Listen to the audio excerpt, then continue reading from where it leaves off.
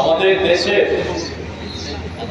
সংবিধান প্রণেতা Bharat Ratna doctor B.R.. আম্বেদকরের ১৩৬তম জন্মদিবস আমরা আমাদের সংগঠন ত্রিপুরা তফসিলি জাতি সমন্বয় সমিতির রাজ্য কমিটির তরফ থেকে এখানে উদযাপন করছি। আমি প্রথমেই বাবা সাহেব ভীমরাও আম্বেদকরের প্রতি আমাদের সংগঠনের তরফ থেকে আমার নিজের তরফ থেকে শ্রদ্ধা জ্ঞাপন করছি।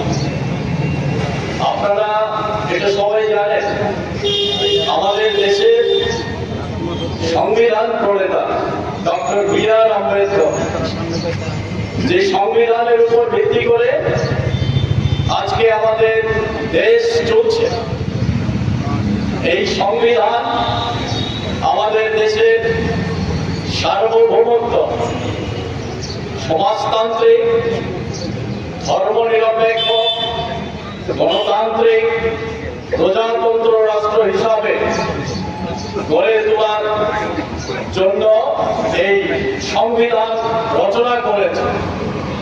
এই সংবিধানের মধ্যে দিয়ে সমস্ত অংশের মানুষের সমান অধিকার, কথা বলার অধিকার, তার ধর্ম, উপাসনা, সমস্ত কিছু মত প্রকাশের স্বাধীনতা এবং ব্যক্তি স্বাধীনতা ও মর্যাদাকে প্রাধান্য দিয়ে আমাদের দেশের ন্যায়, স্বাধীনতা,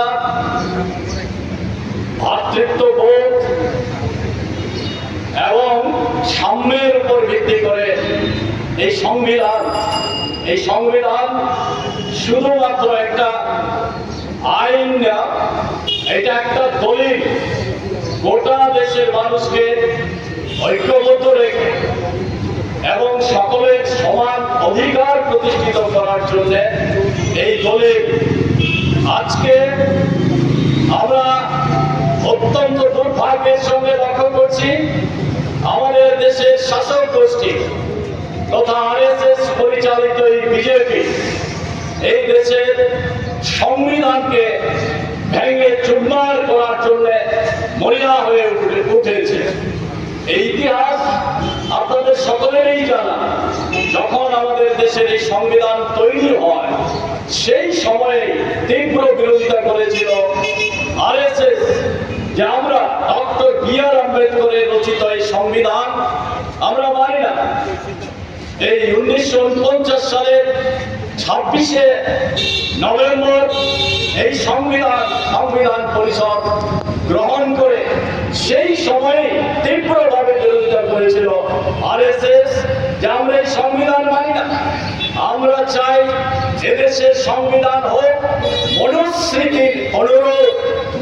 আর এই মনুস্মৃতি, মনোভাব, মনুসংহিতা সম্পর্কে আপনাদের নিশ্চয়ই ধারণা আছে।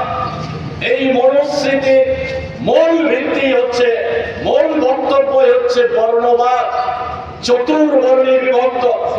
আর এই চতুর্বর্ণের মধ্যে সবচেয়ে নিম্ন স্তরে রাখা হয়েছে শূদ্রদের, যাদের আজকে তফসিলি জাতি, তফসিলি উপজাতি, ওবিসি, পিছিয়ে পড়া সম্প্রদায়ের লোক, তারাই হচ্ছে শূদ্র। এই শূদ্রদের শুধু সামাজিকভাবে, বর্ণগতভাবে নির্যাতন না, তার সমস্ত শিক্ষা এবং সম্পদ থেকে বঞ্চিত করা হয়েছে এই মনুস্মৃতিতে। সেই মনুস্মৃতিকে আমাদের দেশের সংবিধান হিসাবে মান্যতা দেওয়ার জন্য লড়াই করেছে তৎকালীন সময়ে আরএসএস